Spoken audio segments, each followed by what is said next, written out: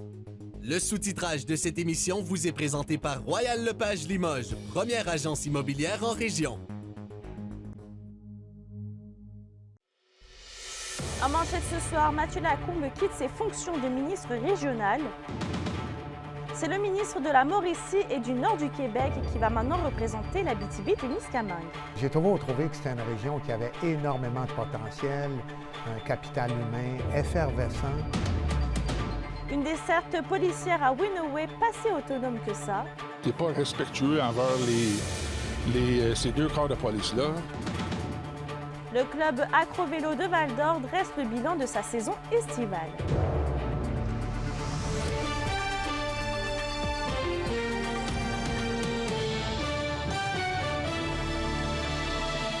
Bonsoir tout le monde. Grosse nouvelle sur la scène politique. Mathieu Lacombe cède son rôle de ministre responsable de l'Abitibi-Témiscamingue à Jean Boulet. Les détails avec Yoann Carrière. Un an après avoir été nommé ministre responsable de l'Abitibi-Témiscamingue, Mathieu Lacombe cède son poste, une décision personnelle afin de lui permettre notamment de consacrer plus de temps à sa famille. C'est une demande que j'ai faite au premier ministre parce qu'avec les autres responsabilités que j'avais, notamment celle de la région de l'Outaouais où il y a de gros dossiers, vos collègues de la région pourront vous le confirmer, la culture, les communications, la jeunesse. Et puis j'ai deux petits garçons aussi qu'il faut que je m'assure de pouvoir voir un minimum. C'est le ministre du Travail, Jean Boulet, qui va désormais représenter la région au Conseil des ministres, un défi qu'il accueille avec grand enthousiasme. J'ai toujours trouvé que c'était une région qui avait énormément de potentiel, un capital humain effervescent, puis une volonté des partenaires de travailler en concertation pour essayer d'atteindre des objectifs qui sont communs. Jean Boulet est également responsable des régions de la Mauricie et du Nord du Québec. C'est donc dire que plus de 60 % du territoire québécois sera représenté par lui. Il insiste sur l'importance d'être bien entouré à travers ces multiples défis. Il y a des défis qui sont spécifiques, fait que moi, je veux m'y attarder et c'est en écoutant puis en travaillant tout le monde ensemble qu'on va réussir. Et puis moi, je suis fier de ce défi-là. Tout ce qui concerne le développement humain, social et économique des régions au Québec, c'est de quoi qui me tient vraiment à cœur. D'ailleurs, le député d'Abitibi-Est, Pierre Dufault, va conserver son rôle d'adjoint parlementaire. Après avoir travaillé avec Jean Boulet pendant 4 ans au Conseil des ministres, le député considère que son collègue pourra bien répondre aux demandes de la région. Jean ne veut pas être dans une région forestière, dans une région où la main-d'œuvre aussi est un enjeu. Donc, et il y a déjà quand même le nord du Québec. Donc, on a quand même peut-être certaines affinités réciproques avec Jean Boulet. Jean Boulet sera à Rouyn-Noranda lundi pour un premier contact avec les acteurs de la région. Il souhaite également y revenir dans les prochaines semaines afin d'établir un plan concret pour la suite des choses. Yoann Carrière, RNC Nouvelles, Rouyn-Noranda. Et on va continuer de parler de ce changement de ministre régional avec Yoann Carrière. Yoann, comment la nouvelle a été accueillie ici dans la région? Et les réactions ont été nombreuses et plusieurs personnalités politiques qu'on a rencontrées s'entendaient pour dire que le changement pourrait être bénéfique. Les élus de la région n'étaient pas nécessairement satisfaits du travail de Mathieu Lacombe et ont donc bon espoir que la région sera mieux représentée avec Jean Boulet. Du côté des partis de l'opposition et des citoyens, par contre, on s'explique encore mal pourquoi est-ce que le ministre responsable de l'Abitibi-Témiscamingue n'est pas un député de la région. Je suis d'avis que M. Boulet comprend bien les réalités de notre région. Il est venu souvent nous rencontrer dans les derniers mois, dans les dernières années, l'ensemble des préfets. Moi, je pense que c'est quelqu'un qui sait dans quoi il s'embarque. Il faut laisser la chance aux coureurs. Je pense que ça ne pourra pas être pire. Si on n'a pas un bon siège au Conseil des ministres, mais le message a de la difficulté à se rendre, on le sait, c'est comme ça que ça fonctionne. Alors, malheureusement, même si on avait un siège, le message ne semblait pas se rendre. Le changement, souhaitons-le, sera plus positif à cet effet-là. Avec M. Boulet, on va voir comment ça va aller avec son équipe, puis comment ça va se développer. Mais ça va être important parce qu'on a des projets très, très importants en Abitibi-Témiscamingue. Ça nous prend une voie forte. Moi, je suis convaincue que la meilleure représentation, c'est le par et pour. Et donc, qu'on passe sous la tutelle, finalement, de Trois-Rivières, pour moi, on n'atteint pas plus notre objectif d'avoir une vraie voix forte autour de la table du Conseil des ministres. Le thème qui était promu par la CAQ dans cette région, c'était être du côté du pouvoir, près du pouvoir. Mais là, le pouvoir, il n'est pas à Rouyn-Noranda, il n'est pas à Val-d'Or, il n'est pas à Amos, il n'est pas à Ville-Marie, puis il n'est pas à Sainte-Terre. J'avais pensé à Sainte-Terre. Il est à Trois-Rivières. Et à la question du jour, on vous demandait, êtes-vous satisfait de la nomination du ministre du Travail Jean Boulet à titre de ministre régional de l'Abitibi-Témiscamingue? Vous avez répondu non à 88%. Et nous nous sommes d'ailleurs rendus aujourd'hui sur le terrain pour prendre le pouls de la population suite à l'annonce du changement du ministre. Voici quelques-unes des réactions que nous avons récoltées. J'espère que la population de l'Abitibi-Témiscamingue va se rappeler que de voter pour 3 députés de la CAQ, ça donne pas grand-chose. On n'a même pas de ministre pour nous représenter qui viennent d'ici. Qu'est-ce qu'un gars de Trois-Rivières va savoir de l'Abitibi? La première chose qu'ils nous disent, c'est « vous restez loin ». C'est bizarre. Moi, je trouve ça bizarre. On a 3 députés, mais on n'a pas de ministre, malheureusement, là-dedans. Donc, désolé. C'est pas quelqu'un de la région, mais il faut faire avec, ça a l'air. Là. Si les dossiers avancent, je sais pas si ça va avancer dans le bon sens ou pas, mais quand il prend quelque chose en main, habituellement, Ouais. Toujours en politique, la candidate au poste de porte-parole de Québec solidaire, Émilie de Sartérien, trace un bilan de sa campagne avec Yvon Moreau. Ça, on peut dire, si on fait un mi-bilan de ta campagne de persuasion des membres de QS, comment tu l'analyses? Ça se passe très bien. J'ai été beaucoup sur le terrain là, dans les dernières semaines, les derniers mois. J'ai fait 2 grandes tournées à travers le Québec qui sont venus vraiment confirmer l'importance de la démarche que j'ai entreprise pour les membres de Québec solidaire, mais aussi pour les gens qui habitent dans la ruralité, dans les régions plus éloignées, de l'importance d'avoir une voix forte qui vient d'une région qui évolue dans les mêmes repères, avec les mêmes références, les mêmes enjeux aussi en termes d'accessibilité aux services publics, au développement du territoire, à l'organisation de la société dans les milieux peu densément peuplés. Donc ça va très bien. J'ai vraiment couvert l'ensemble du territoire. Là, pour moi, c'était important de le faire. De kilométrage, comme on dit, comme une vraie politicienne de l'Abitibi-Témiscamingue. Il y a beaucoup d'appétit pour une porte-parole issue des régions. Maintenant, c'est un vote de délégués. Le mode de scrutin pour élire la prochaine co-porte-parole de Québec solidaire est peu répandu, je dirais. Donc, c'est en fonction de la taille des associations et on ne se cachera pas que les plus grosses associations de Québec solidaire, elles sont à Montréal. Mais je vous dirais qu'à Montréal, il y a aussi une grande reconnaissance de l'importance d'avoir une voix forte issue des régions. Et quand on pense aux élections de 2022, on n'a pas juste perdu Rouyn-Noranda-Témiscamingue. Il y a eu un recul dans l'ensemble de la ruralité et les régions du Québec. Pourtant, moi, je demeure convaincue et c'est pourquoi je m'engage que Québec solidaire porte le meilleur projet de société pour les régions du Québec, pour apporter des réponses aux enjeux qu'on vit dans la ruralité ou dans les milieux peu densément peuplés. Au Témiscamingue, ça fait maintenant plus d'1 an que la communauté de Winoway a son corps de police, du moins sur papier. Vincent Tremblay trace le bilan de la première année du projet pilote de desserte policière. Winoway croit avoir été assez patiente avec sa desserte policière. La Première Nation du Témiscamingue attend depuis plus de 15 ans le retour de son service de police. En anglais, c'était le Rapid Response Team. C'est une équipe rapide là, pour répondre tout de suite à la situation.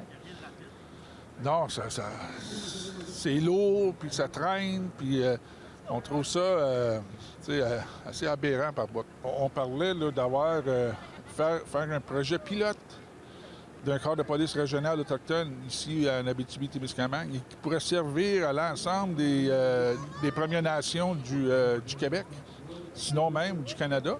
Depuis juillet 2022, les corps de police de Témiscamingue et Québec font des patrouilles dans les rues de Winoway. À chaque présence sur la communauté, ils doivent être escortés par la Sûreté du Québec. Un manque de respect, selon Steve Mathias. Envers les agents qui ont eu la même formation, c'est une formation technique policière, comme les agents de la Sûreté du Québec, mais ils ne peuvent pas exercer leur pouvoir sans avoir la présence de la SQ.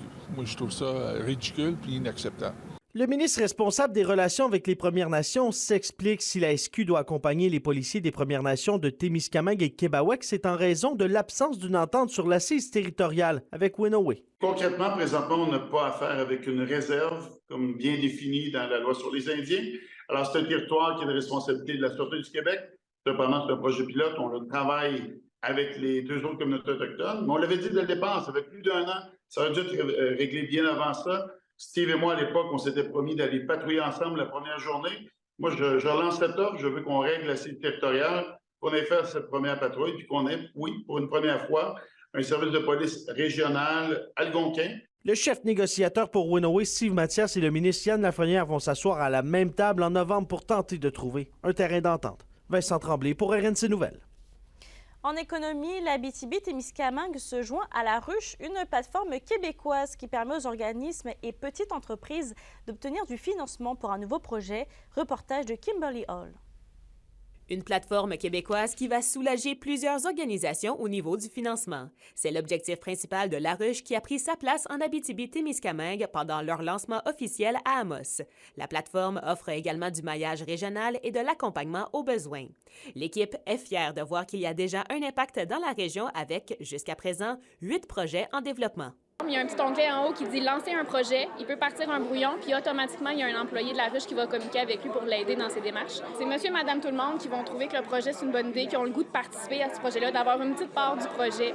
Ils vont aller acheter une contribution sur la plateforme. C'est de travailler ensemble pour s'assurer de pérenniser les projets. Donc, on ne veut pas juste donner vie à un projet, puis un an après, le projet meurt. On veut être ensemble pour s'assurer que ce projet-là va vivre dans le temps. Pour Harry, qui veut ouvrir son studio de yoga, et Valérie Roy, qui souhaite partir un refuge animalier, La Ruche les a aidés à commencer leur projet du bon pied sans se ruiner financièrement. J'étais vraiment content d'être accompagné. Les accompagnants de La Ruche, Leslie et Ariane, ils ont vraiment aidé à avoir les angles morts. L'encadrement qu'on a eu par eux autres, c'était génial parce que quand t'es nouveau, tu sais comme pas trop où t'en aller. Le montant récolté à ce jour dans la région est plus de 470 000 $. Plusieurs préfets sont impressionnés de cette plateforme qui va stimuler l'économie. C'est vraiment une plateforme qui est facile à travailler, qui permet de voir avec quelques clics l'ensemble des projets, les gens, leur volonté. On ne connaissait pas ça en Abitibi-Témiscamingue. C'est vraiment des nouvelles façons de faire. Ça vient faire toute la différence dans le montage financier d'une entreprise. Monter une entreprise sans dette, c'est vraiment extraordinaire. Souvent, c'est le financement qui met un frein à tout. Donc là, on va être en mesure d'avoir du financement additionnel puis un soutien aussi d'une équipe qui sont très, très aguerris. Donc, c'est juste des bonnes nouvelles. Les préfets présents sont d'accord pour dire que La Ruche représente l'avenir pour les organismes et entreprises d'ici. Ils sont confiants que plusieurs projets vont voir le jour grâce à cette plateforme. Kimberly Hall, RNC Nouvelles, Amos. Dans le dossier de la fonderie Horn, hier, on annonçait que la ville de Rouyn-Noranda juge insuffisant les 58 millions annoncés par Québec dans le dossier de la relocalisation de 200 familles du quartier Notre-Dame ciblées par la future zone tampon. Eh bien, la ministre des Affaires municipales et de l'Habitation a réitéré l'engagement du gouvernement de soutenir la ville pour répondre aux besoins. Pour la ministre, le bien-être de la population est une priorité pour son gouvernement. D'ailleurs, 2 séances d'information auront également lieu à la mi-novembre pour les propriétaires, mais aussi pour les locataires de la zone tampon par Québec. Les constats de la cueillette des besoins, les grandes orientations du programme d'aide financière et les secteurs déterminés par la ville, ainsi que le protocole d'acquisition de Glencore seront présentés.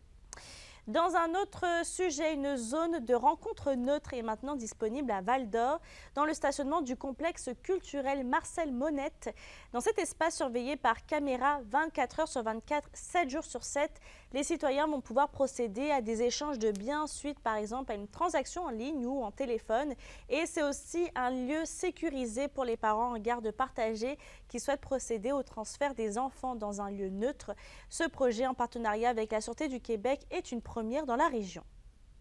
C'est d'offrir aux gens un espace aménagé, identifié, éclairé, avec caméra de surveillance, pour offrir un espace sécurisé pour les transactions en ligne. L'avantage que ça peut avoir, c'est que si, par exemple, il y a une transaction qui est frauduleuse, bien, pour nous, les policiers qui ont accès aux images de caméras de surveillance, ça nous donne beaucoup plus d'éléments pour l'enquête. L'indice boursier minier au TVA Nouvelle 18h est une présentation de GFM Groupe Financier. Vous désirez bien planifier vos investissements ou l'étude de vos enfants? Profitez de la valeur de nos conseils afin de sécuriser votre futur. GFM Groupe Financier. Au-delà de la finance, il y a vos rêves et vos projets. C'est demain que le gala d'humour du Gros Box 6 s'amène en Abitibi-Témiscamingue. Ça va se passer au Théâtre du Cuivre de Rouyn-Noranda. On vous dévoile le tout après la pause.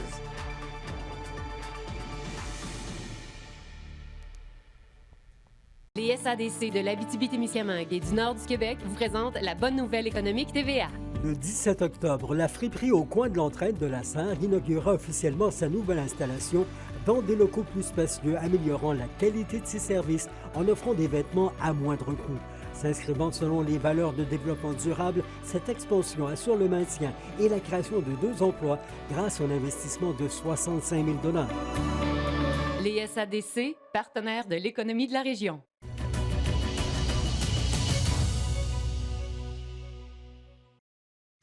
La chronique culturelle vous est présentée par Bruno et Jasmin Leclerc, denturologistes. Des cliniques à la fine pointe de la technologie pour vous servir à Lassar et à Amos. Stéphanie, c'est demain que le gala d'humour du Gros Buck 6 s'amène en Abitibi-Témiscamingue. Oui, et qui dit saison de la chasse dit que j'ai oublié de mettre ma petite chemise carottée pour l'occasion. Écoutez, j'ai choisi le manteau d'hiver, mais je suis vraiment très contente de l'avoir ce soir, ça, je vous le garantis. Donc, gala du Gros Buck, ça va commencer dès demain pour les intéressés. C'est quand même la 6e édition. On s'attend à voir de très, très belles soirées avec 4 humoristes de talent. Entre autres, Jessica Chartrand va être là. On a aussi Déric Frenette, Josiane Aubuchon ainsi que Ben Lefebvre. On s'attend à toute une soirée. Comme je vous ai dit, demain, ça se passe à Rouyn-Noranda. On a d'autres dates en Abitibi, dont samedi à Val-d'Or, dimanche à Lassar, lundi à Amos et mardi à Ville-Marie. Les derniers préparatifs sont terminés. Ne reste plus qu'à vous attendre, vous, à la maison, veuve de chasse. Les Chip 'n Dale, c'est fini. C'est le Gros Buck qui remplace ça maintenant en Abitibi-Témiscamingue. Tu sais, bon, moi puis Ben, on va pas se dévêtir, mais juste dire que c'est ça qui remplace les Chip 'n Dale. Donc, mais sérieusement, souvent, des fois, on hésite d'aller voir des shows plus découvertes, si je dirais. Puis c'est rare qu'il y ait des cartes de gala en Abitibi-Témiscamingue. Tu sais, je suis originaire de Val-d'Or, puis je le sais, c'est souvent des shows de tournée, des spectacles solo d'un humoriste. Puis là, il y en a 4 avec des styles variés. Fait que c'est vraiment une belle opportunité pour découvrir des talents béton professionnels, puis passer une belle soirée. J'ai comme l'impression de réellement partir à la chasse quand le Gros Buck arrive, parce que part une semaine, il faut que j'aille fait des petits plats sous vide pour les enfants. Papa, il part, il va revenir, la barbe va être plus longue. Fait que j'ai vraiment l'impression de partir pour la chasse, mais je suis très excité à chaque année de présenter une nouvelle édition. Et toujours sous le thème de l'humour, Stéphanie, c'est le Gong Show qui prend place ce samedi au Paramount de Rouyn-Noranda. Oui, et ça va vraiment être le moment de venir découvrir les talents locaux avec le fameux Gong Show. Pour ceux et celles qui ne sont pas trop habitués avec ça, c'est très, très simple. On invite les gens à venir raconter leurs blagues sur scène pendant une durée de 3 minutes. Et si leur numéro n'est pas bon, on donne un gros coup de gong. Ça fait en sorte que la personne est éliminée. C'est triste de même, mais écoutez, ceux qui sont capables de se rendre jusqu'au bout sans entendre le bruit de gong, on peut se dire que c'est mission réussie. C'est dans le cadre du Festival d'humour émergent en Abitibi-Témiscamingue. On a plusieurs juges qui vont être là, entre autres Anthony Rémillard, Camille Dallaire ainsi que Charles Deschamps. Ça a tellement pogné, excusez l'expression, mais c'est ça pareil, ça a tellement pogné comme événement qu'on a déjà tout vendu les billets. Mais faites-vous-en pas parce qu'on a ajouté une date à la programmation. Et bien là, on est sold out pour samedi, mais on a justement décidé de faire une représentation supplémentaire le lendemain, le dimanche soir. Un spectacle d'humour plus classique avec Alex Harrison qui vient d'ici, Anthony Rémillard et Charles Deschamps qui feront du stand-up le dimanche. Donc, si vous n'avez pas eu le temps d'acheter des billets pour le Gong Show, il y a des billets pour le spectacle du lendemain. Et si vous pensez avoir un talent de feu pour raconter des blagues devant le public, c'est peut-être votre chance d'avoir une belle visibilité parce que le Gong Show est toujours à la recherche de participants. C'est super simple. Il faut juste écrire à la page Facebook ou Instagram du Gong Show. C'est les gars, là, Anthony et Charles, qui gèrent la page, qui vont répondre et prendre les candidatures en considération. Donc, il reste de la place s'il y a des gens qui veulent s'essayer, qui pensent qu'ils ont une chance de battre le gong. Vous pouvez écrire au gars. Et pour terminer, on attendait Cathy Gauthier ce soir avec impatience au bulletin de 18h. Malheureusement, elle a eu un imprévu. Faites-vous-en pas à la maison. Surveillez son passage au festival local de Rouyn-Noranda qui va se dérouler du 9 au 12 novembre prochain. Merci Stéphanie. Le Club Acro-Vélo dresse un bilan positif de l'été 2023 à la forêt récréative de Val-d'Or. Ils ont d'ailleurs amélioré la sécurité et la signalisation de leurs sentiers de vélo de montagne. Restez avec nous pour avoir plus de détails dans quelques instants.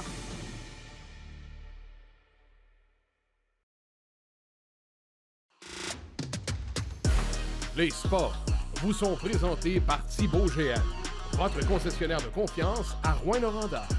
là où qualité et choix se rencontrent. Le club Acro-Vélo dresse un bilan positif de l'été 2023 à la forêt récréative de Val-d'Or. De nombreuses mesures ont été prises pour faciliter l'accès et la sécurité des sentiers. Un reportage de Kémilia La Liberté. Donc vraiment des sentiers plus sécuritaires. Tout à fait, plus sécuritaires et aussi dans lesquels tu peux te retrouver beaucoup plus facilement. Rouler en sécurité, c'est la mission que s'est donnée le club Acro-Vélo de Val-d'Or à l'été 2023. Selon Marc Tremblay, bénévole du club, la signalisation des sentiers de la forêt récréative était à retravailler. Avec le nombre de sentiers qu'on a créés dans les dernières années, on avait un manque de signalisation, ce qui amenait un problème de sécurité. Et aussi, nos sentiers sont rendus de plus en plus longs avec de plus en plus d'intersections et on s'y perdait. On a au-delà de 80 à 100 km de sentiers, on a au-delà de 15 000 usagers par année.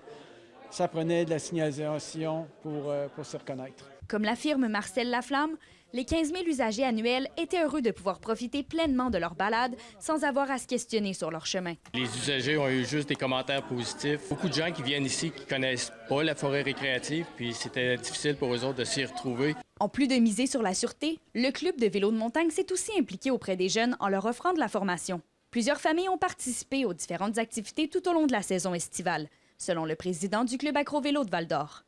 On a eu environ 140 jeunes athlètes, environ 20 personnes bénévoles avec aussi des étudiants rémunérés. Au travers de ça, des parents. Fait que, les parents, c'est un petit peu plus dur à quantifier, mais je vous dirais facilement 50 parents qui ont été impliqués sporadiquement au travers de l'année des activités. C'est un projet qui est supporté par la Ville de Val-d'Or et par Loisirs et Sports Abitibi-Témiscamingue. Alors que la forêt récréative se popularise d'année en année, le club Acro-Vélo compte bien continuer d'améliorer l'accès des sentiers de vélo de montagne. D'ailleurs, ce samedi, ils organisent une journée de corvée entre 8h30 et 16h et invitent la population à leur donner un coup de main. Kémilia La Liberté, RNC Nouvelles, à Val-d'Or. La météo, une présentation de Nicole Auto de la Sarre. Avec la plus grande variété de camions en région, Nicole Auto de la Sarre, capitale régionale du pick-up. Un tableau gris qui nous attend pour le restant de la semaine. Oui, malheureusement, ce ne sera pas les journées les plus ensoleillées, mais ça, c'est pas grave parce qu'on a le soleil dans notre petit cœur. Bien important. Ce soir et cette nuit, on a quand même de la pluie pour l'ensemble des secteurs avec 5 à 10 mm de pluie qui devrait tomber. Un minimum de 8 degrés au nord, 9 degrés au sud. De la pluie demain avec un max de 12 en Abitibi, maximum de 13 au Témiscamingue. Et toujours de la pluie pour samedi avec un maximum de 6 degrés pour les deux secteurs. Donc, profitez-en bien à la maison pour vous reposer. Merci Stéphanie. Merci d'avoir été avec nous. Demain, on va avoir la visite de la ministre de l'Enseignement supérieur, Pascale Derry. Sur ce, passez une bonne soirée et à demain.